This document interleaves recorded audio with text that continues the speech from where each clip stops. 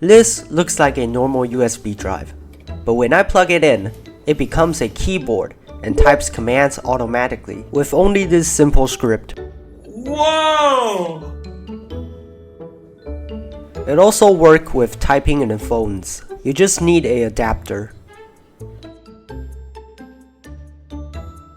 Today's video, I'm going to share how I start from designing the PCB to actually soldering it, and after multiple testing, finally the result.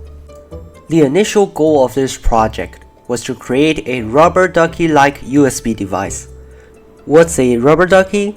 A rubber ducky is a USB device that pretends to be a keyboard, also called as HID or Human Interface Device, because computers trust keyboards. When you plug it in, it can automatically type pre-programmed keystrokes, much faster than a human. Since rubber ducky is way too expensive, I choose to DIY one with a Raspberry Pi Pico, much cheaper. Since Pico is a microcontroller, to code it as a HID, I use CircuitPython and Pico Ducky, which is open source on GitHub, specifically for a Pico to act as a rubber ducky. After the software part, it's time to make its appearance alike rubber ducky without using a standard cable. A RP2040 Pico exposes USB, D+, D-, V-bus, and ground through surface pads located beneath the board. Based on this, a custom PCB was designed in EasyEDA with pad placement intended to match the Pico's underside USB pads, and also a footprint to emulate a USB-A connector.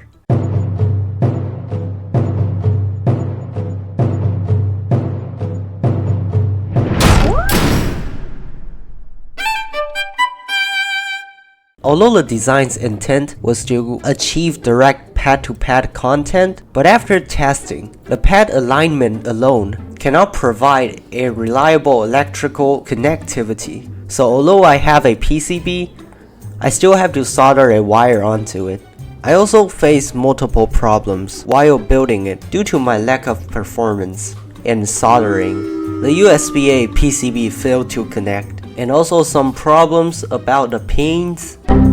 But after conquering these difficulties, this is my first version. I call it the Flying Dutchman, since it's flying, you see? But of course, I'm not going to leave that flying, since it's not even stable. So, the next version I did, I used the solder to both stabilize and connect electricity, specifically the V-bus. Then I started working on the third version, which I also cut some of the PCBs to make the USB-A connect to it without its own PCB. This is a comparison. After that, I also used the smallest line I can ever find to connect the Raspberry Pi Pico with a PCB to make the design even better.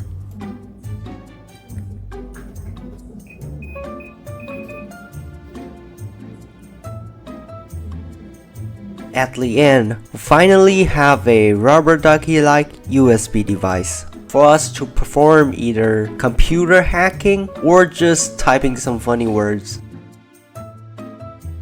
Alright, thank you guys for watching this video. Don't forget to like and subscribe, and I'll see you another time.